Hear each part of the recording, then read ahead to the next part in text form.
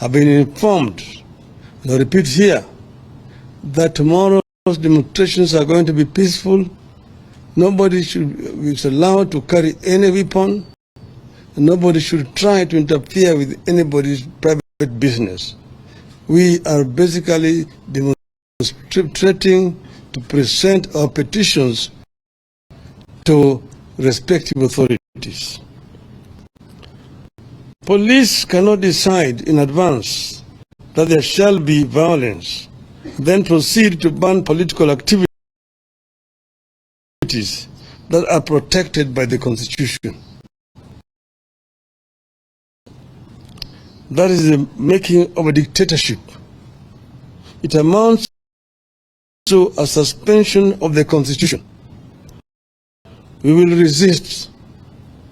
We will resist. As we said yesterday, we shall present a petition to the IEBC, the Office of the President, the National Treasury, and the Public Service Commission. We repeat that the only violence and destruction of property that have taken place during our activities are when the police invade our marches and when Gachagua's hired goons to invade the Kenyatta family farm and steal sheep and cut down trees. Mr. Gachagua and Mr.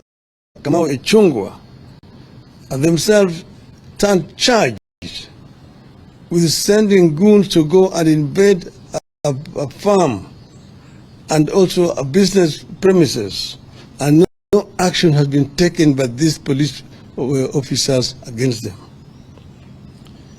It is instructive that to date, nobody has been arrested over that invasion of the farm.